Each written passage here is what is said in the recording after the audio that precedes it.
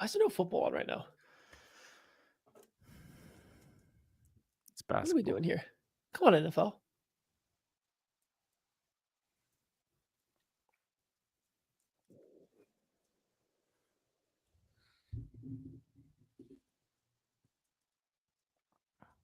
The last time Chiefs Raiders played at Arrowhead, it was quite something. Let's see if the Chiefs can avoid that. Let's talk about it. Thanks for listening to KC Sports Network, proudly presented by Emprise Bank.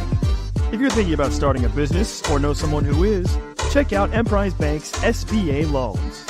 It's always good to know your options, and they can be your partner in possible. Welcome into a live edition of the KC Laboratory presented by Emprise Bank. Member FDIC, our tremendous partners in Possible here at KC Sports Network.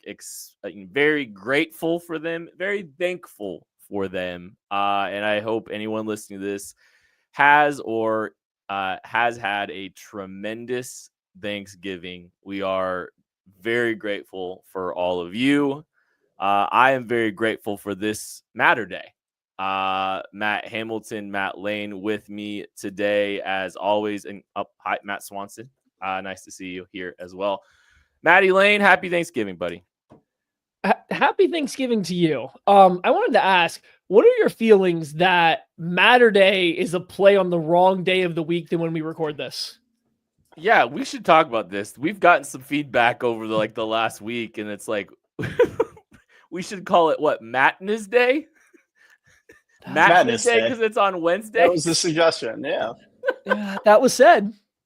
Yeah. I think Matter Days is better, personally. It definitely sounds better. I just didn't know, how you guys felt about, it being a play on the wrong day of the week.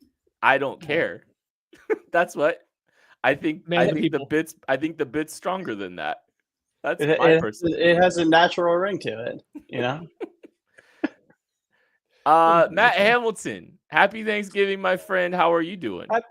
Happy Thanksgiving, guys. I'm good. I'm happy to be here. I need to hear your takes on Chiefs Panthers before we get too far into this show. That's my job. Yeah, it is. Wow. So obviously there's some things that were a little concerning from that one.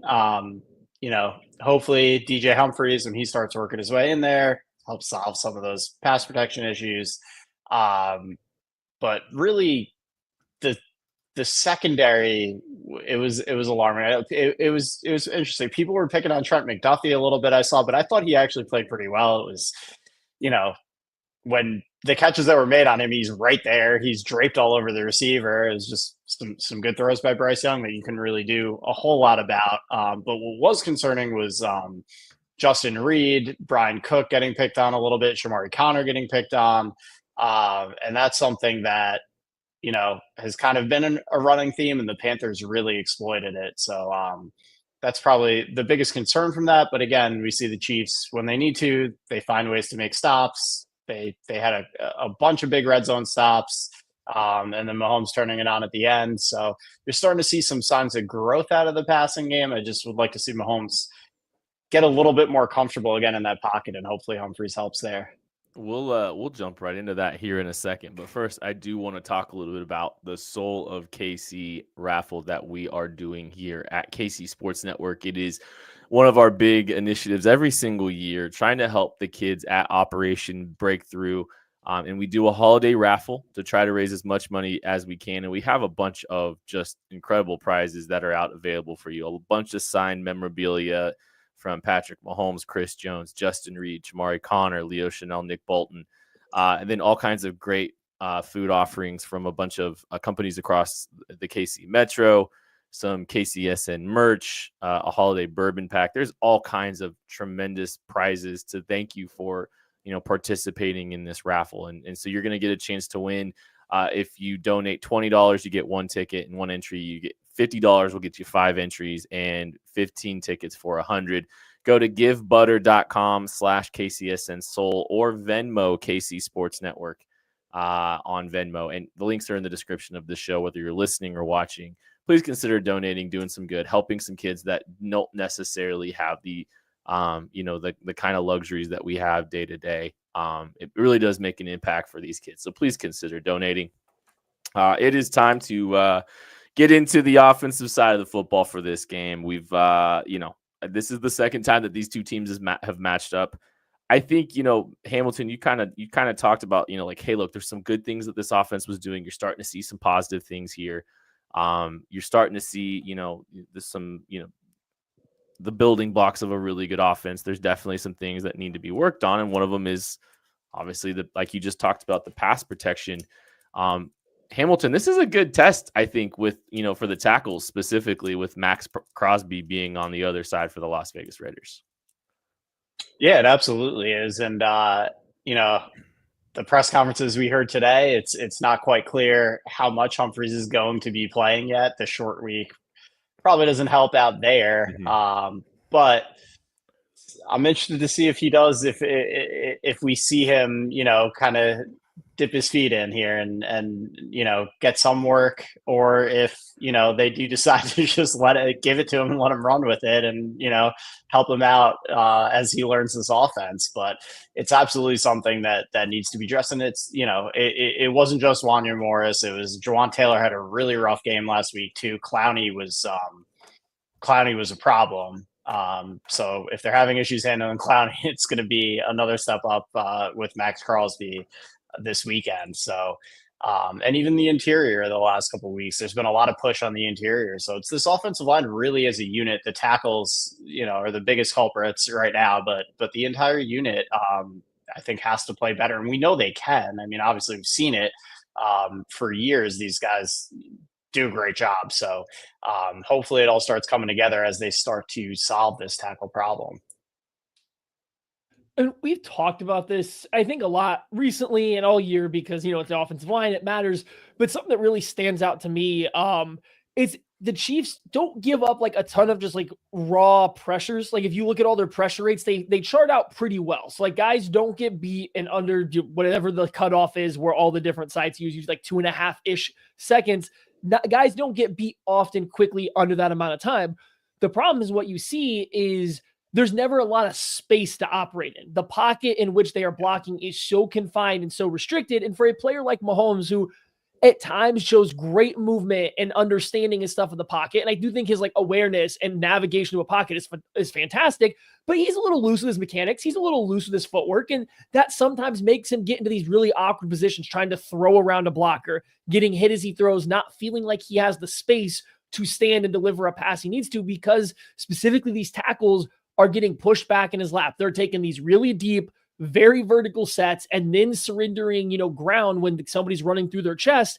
And it just doesn't give him a lot of space. So while they're not giving up pressures and the pressure rate doesn't look bad, so far it seems like the biggest issue has really been they can't sustain a quality pocket. And the Raiders pass rushing, Max Crosby's phenomenal, and like they have some pretty good complementary pieces. But what they do pretty well, at least they did the last time they played the Chiefs, they did just that. They crushed the pocket. They let Max Crosby go to work. They did a lot of stunting, a lot of games. Like they do all the stuff that traditionally has given the Chiefs offensive line this year issues. So it'll be interesting to see if they come back and do that again, because I don't know if you're going to see the Chiefs all of a sudden adjust how their pocket gets constructed without a player change. Like if it's the same 5 guys starting as always, the pocket's going to look the same. It's just a matter of how many times does Jawan Taylor, how many times does Wanya Morris get beat quickly off the edge, or is it just going to be the slow death by condensing pocket over and over again? Yeah, no, I mean, there's a chance. Oh, go Hamilton. Oh, I'm sorry. No, and you can see it with Mahomes too. I think this kind of consistently happening throughout the year, even when it isn't happening, he's anticipating the pocket collapsing at times. And I saw that a few times against the Panthers, where he could have hung in a little bit more and kept his eyes downfield, and he's dropping his eyes down a few times and missing things downfield because he's expecting that pocket to collapse. So it's something I think, which again, it needs to improve. But if it doesn't improve, I think he just has to get a little more comfortable operating from a little bit of a more condensed pocket. And he tries to, like, I do think he tries. And like, I think as the season got on, he's been better about hanging in. I feel like he does better as the game, like, when the game starts, it feels like he hangs in longer, and maybe, as time goes on, when he's kind of felt out what's going to be happening for him in front of him during the game, he starts deciding and making some decisions a little bit more quickly, right? About okay, maybe I need to escape a little bit quicker. I need to be ready to escape if, I'm not quite ready at the top of my drop. I've got to prepare for it to be a little bit messy here or there. Like that happens. He tries hard early and then has to kind of figure some things out from there. But, the hope is, DJ Humphries comes in, he can give them, a sturdier pocket, give them another veteran player that can kind of help. But this, there's the chance this is the last time we see Wanye Morris playing for this team at the left tackle position as the primary left tackle. There's a chance that it's DJ Humphries the next time that this team lines up in a week and a half next Sunday. So I think you're hoping to see Wanye Morris play capably, just because you want to make sure that, you've got that depth. Like the depth got tested on the offensive line in the Super Bowl last year because Nick Allegretti had to step in and play the left guard position. He performed well. You got to develop those guys. You got to have them ready just in case, you need them. And so, look, there's no guarantee that, DJ Humphries is going to be the guy. It kind of feels like it will be. But hopefully, Wanye Morris rises to this challenge that, it's kind of been laid in front of him because of DJ Humphries. Matty Lane, give me something that you're looking for on the offensive side of the ball. Yeah, I'm just excited to see which Chiefs receiving weapon kind of has a big game. If you look back and go through all of the Raiders' most recent games since the Chiefs played them, there's been a guy on the opposing team that has kind of gone off. And actually, if you go back to the Chiefs game, 3 of those have been tight ends. Travis Kelce had his best game of the year against the Raiders in that first matchup. Mike Gesicki had a big game against them. Jonnu Smith had a big game against them. So they've struggled to cover tight ends of late, but it's not like wide receivers also haven't found quite a bit of success. And then if you look at their injury report this week, it sounds like 2 of their top cornerbacks in Nate Hobbs and Jacorian Bennett aren't going to play. And so now all of a sudden that starts to look pretty good for a DeAndre Hopkins. That looks really good for Xavier Worthy, who I think has been coming on quite a bit these past couple weeks. Like he's starting to play more and more, like be used more and more like a real wide receiver. And he is flashing a lot of stuff that he did early in the year, even if, he hasn't had the same amount of yardage maybe he did in a couple of the early games and the touchdowns aren't coming quite as quick. I would say his overall play has been better. I just wonder if this kind of isn't a breakout game for some of these wide receivers or another tight end just have another big one, because it's not like the Raiders secondary has been covering much of anybody the past, 4 or 5 games they've played. Hamilton, who do you see having a big game in this week? Yeah, I agree with Matty. I think it's going to be interesting to watch this receiver group. I like what I'm seeing with DeAndre Hopkins and just the chemistry he's building on a lot of those timing throws with Mahomes. Those plays where he is trying to get the ball out of his hands quicker. They're on the same page. I think more. We saw some of those deep outs to him that they were able to complete.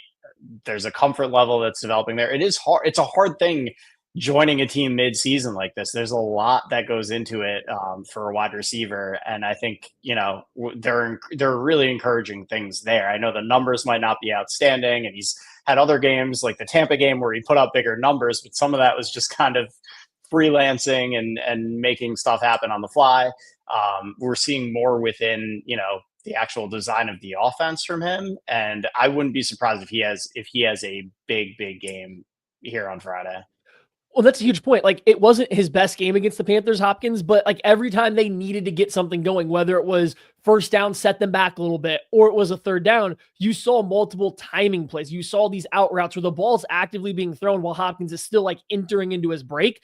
And that's not something that, Mahomes has done with a lot of different receivers. He's definitely been a little bit more of a, I'll give it an extra beat and see my guy come out of the break so I know where he is. And then I have the arm to still get this ball in there where I need to. He's throwing some with more anticipation to Hopkins coming out of these like breaks, especially these outbreaking routes. So that was really nice to see. And they were going to Hopkins when they needed it, even if, the box score wasn't overly impressive. So I think that part of it's big. And then just, they still keep trying these vertical shots. The vertical attempt versus the Panthers was one of the worst of the year. I don't even have an excuse for why that ball was so underthrown. I've got nothing on that, but they still keep trying to push the ball downfield.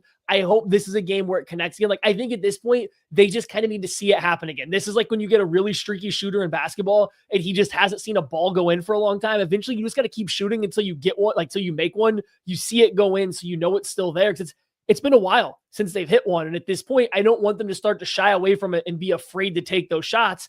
And it feels like we might be trending that direction. Like, we're starting to go from trying it 2 or 3 times a game to once a game and still not connecting. So hopefully they try a few more to push the ball downfield occasionally in this game and just see what happens. I really do think they just need to see one of those like work. Woo! Mute button off the top Muted. rope, putting Kent in the dirt. Hi guys, what's up? What's up? I Just do a chill think guy. I am just a chill guy, man. That's an internet meme I can get behind, unlike the we bring the boom guys. Come on. They got You are not getting away with that on Tucker. Not the Tucker's boom. kicking me, yo. Tucker they brought the boom on. yeah. I give Tucker 5 dooms. I do think they got to keep trying it. They got to keep going after it. And like this team did eventually find it, during the postseason. And like I think they know they need it, And so like they've got it. They got to keep giving it a go. They got to keep letting it fly down the field. All right, let's go to players to watch on the offensive side of the football, presented by Tickets for Less. Promo code KCSN gets you the best available discounts at ticketsforless.com on your Chiefs tickets. Hamilton, what you got? Well, somebody's got to talk about it. I'll do it. Isaiah Pacheco. Yeah, I was going there. There we go. Yeah. Making his return. Kareem Hunt has done an admirable job filling in. Whatever else you want to say about him, whatever you want to mistakenly pronounce his last name as, he's done a solid job. But Mr. Hunt. Yes. But I am, I'm a little tired of seeing this run game looking the way it currently has.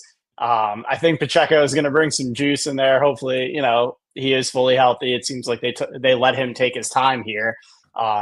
We actually had Kevin Durant on the other day, and he's like, I feel like Pacheco is coasting, really taking it. He knows he doesn't need to be out there. Like, take the extra couple of weeks, and just come back when you're right. And I feel like he's right. So I think we're going to see.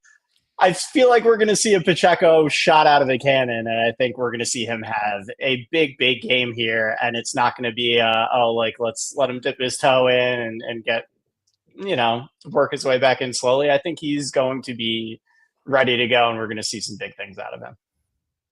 Yeah, I mean, that's a good one. I think it'll be a good 1-2 punch with Mr. Kareem Hunt, because I think Hunt does a good job of always falling forward, running the play properly.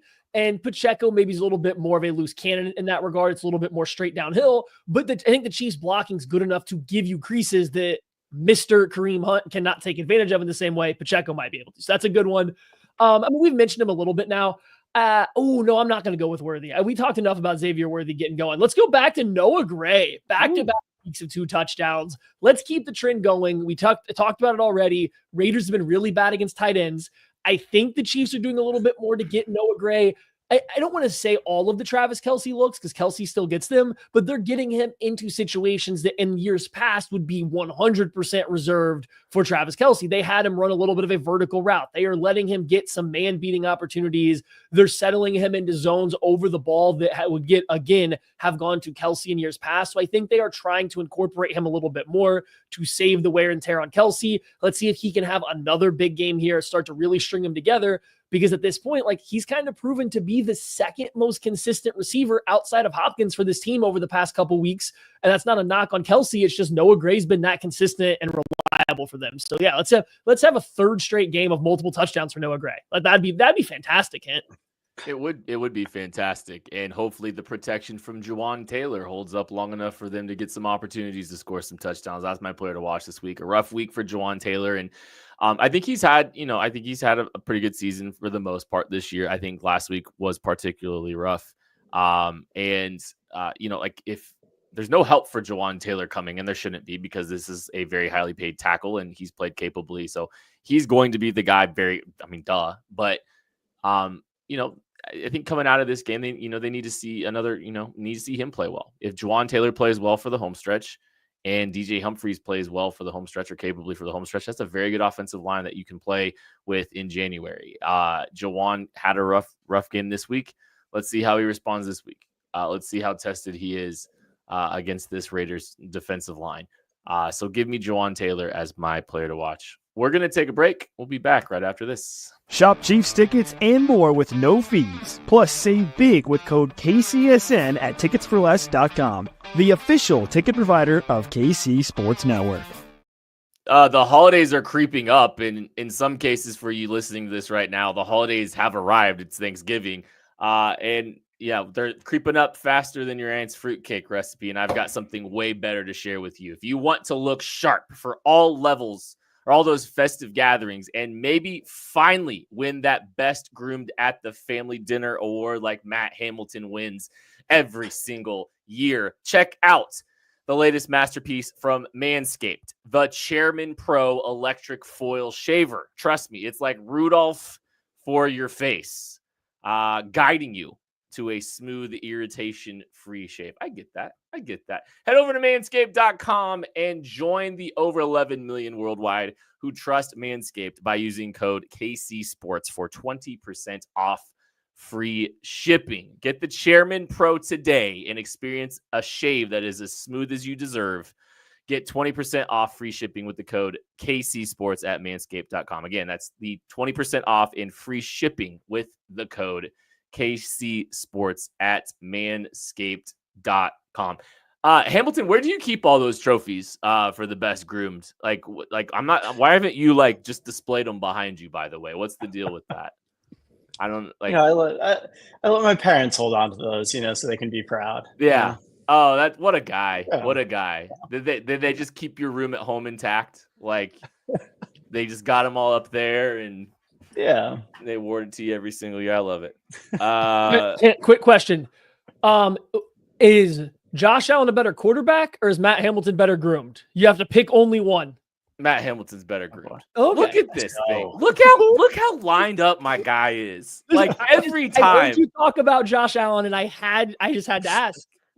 Man, yeah, I'm catching a lot of heat for liking Josh Allen right now. And thinking he's the second best quarterback in football, and there being a 3-ring gap between him and Mahomes. And I can confidently talk about someone else's quarterback. That's pretty good. Sleep. Yeah, whatever. Oh, well. Let's talk about the defense. Wait, do we have to? Yeah, I guess. Do we sim to the game predictions? Do you think here's my question for you. My first question off the rip. Maddie Lane, do you think we can learn anything about the Chiefs defense against the Las Vegas Raiders? No, I don't. So, okay, here's the one thing about this game that I was going to find mildly interesting, I think, from a Chiefs defensive perspective. It doesn't matter anymore. So it sounds like Aiden O'Connell's going to play. He's going to be the starter. Okay, that's fine. That's whatever. The one thing that I was curious about, if it was Desmond Ridder, was the Desmond Ridder Trey Tucker connection seemed to be like completely reignited in the little bit of time that Ridder played. And I was going to be curious to see how the Chiefs handled a slot wide receiver that was going to be the focal point of a passing attack for the quarterback that was in there, since it was such a big issue last week and really in the Bills game too. The fact that, I'm not saying Aiden O'Connell won't throw to the slot or anything like that. It's just there was clearly a connection between Ridder and Tucker they picked up from their time at Cincinnati.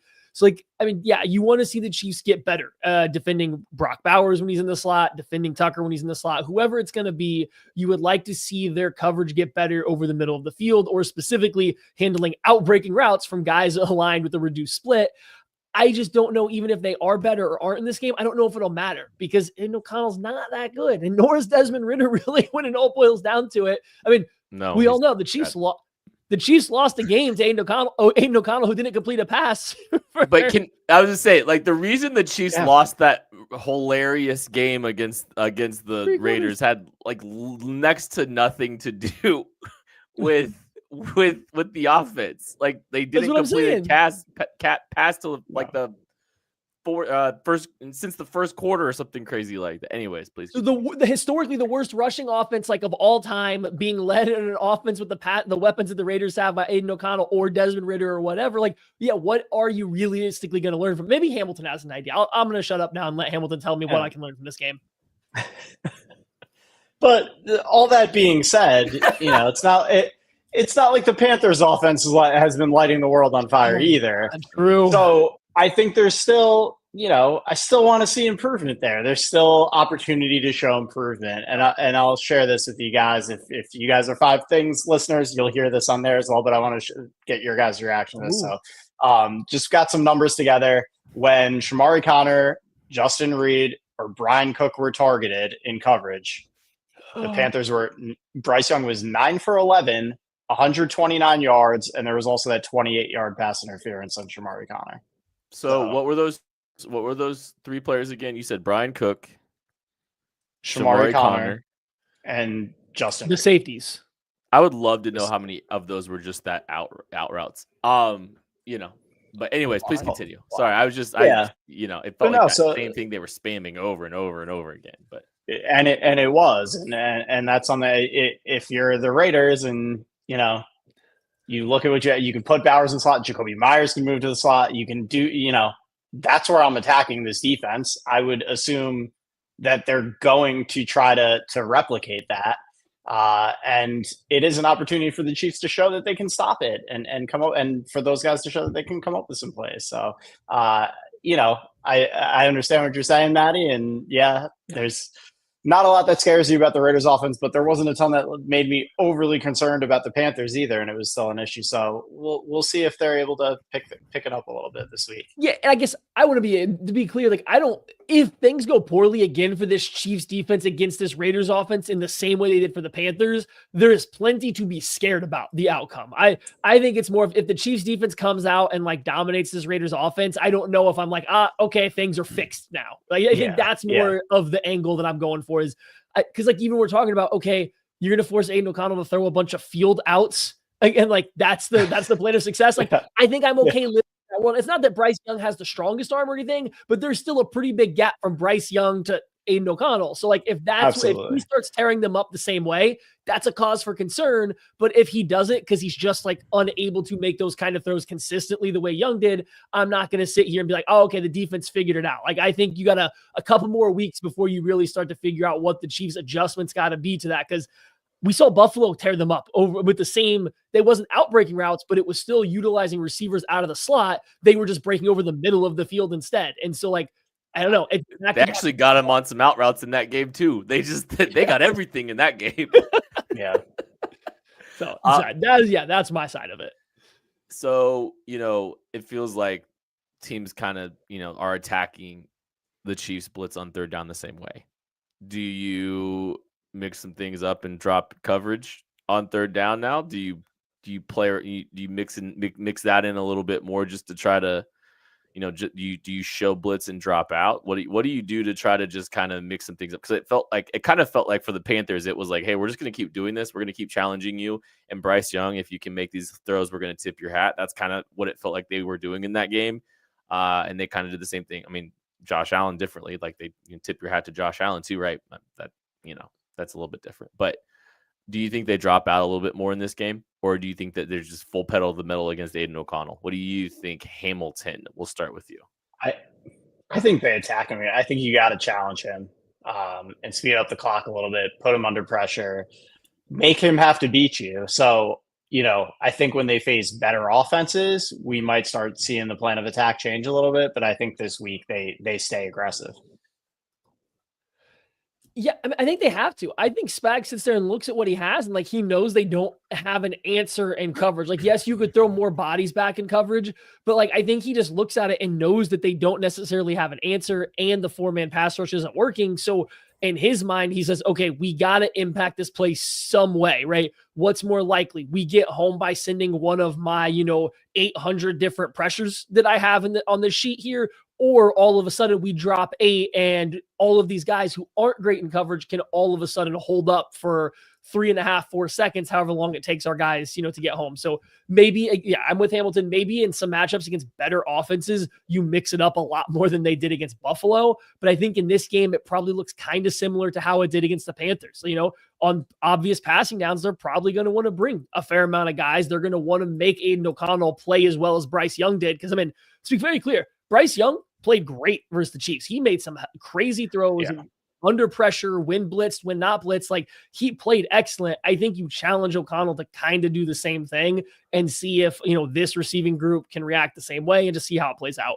I was very impressed with Bryce Young just because, like, he was very prepared. Like, he was a well-prepared player in that game. And, like, it was always not going to be about physical attributes with Bryce Young. It was going to be about accuracy and, the smarts and just enough escapability.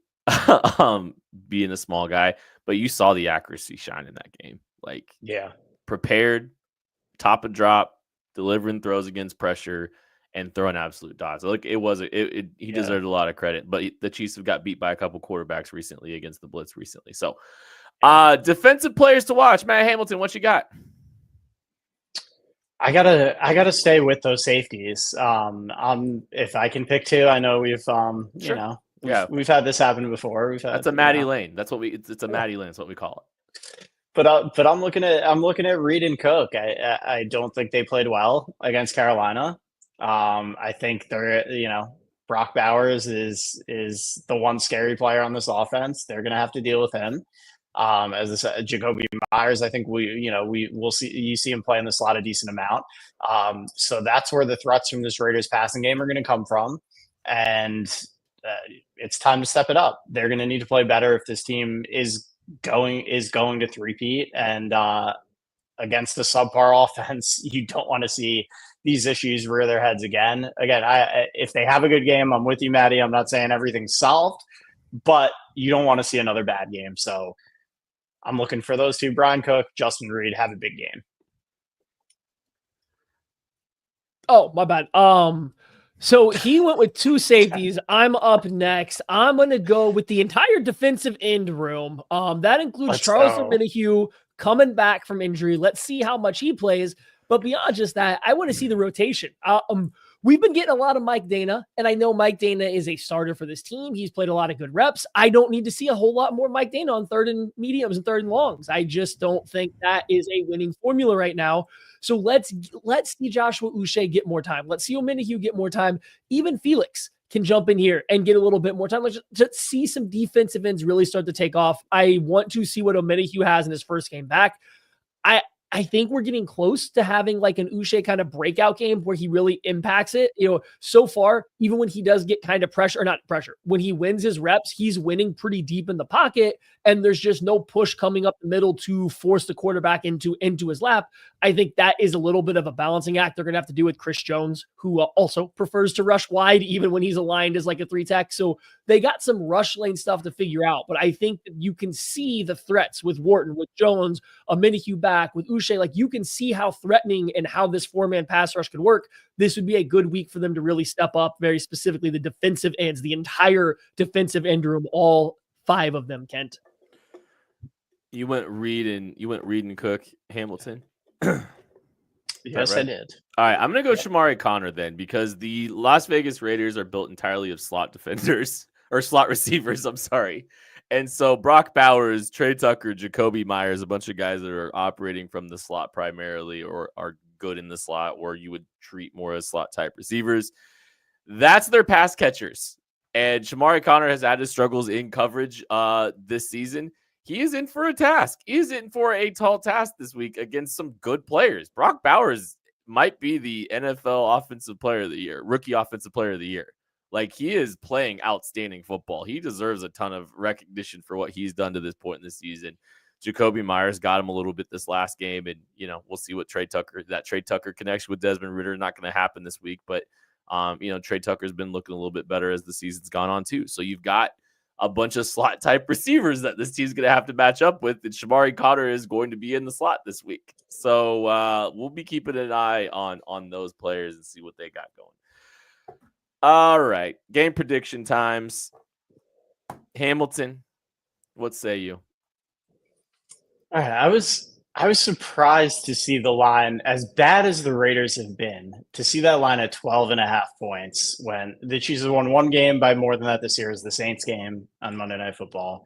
I know this Raiders team has been bad. I picked the Chiefs to win by some wide margins this year, and it hasn't happened that way any time that I've done that. So I don't know that I can do it again, because all these games I just feel like they're going to be close. We heard Antonio Pierce today talk about it a little bit, that you get one of the best teams in football against the worst team, and he called this team the worst team in football. He said they're going to try to get back to Raider football, which means they're there. Well, there's one meaning to that, and there's another, which means they're going to do a bunch of dirty shit. So I think we're gonna see some scrappiness. We're gonna see, it's gonna be a gritty game.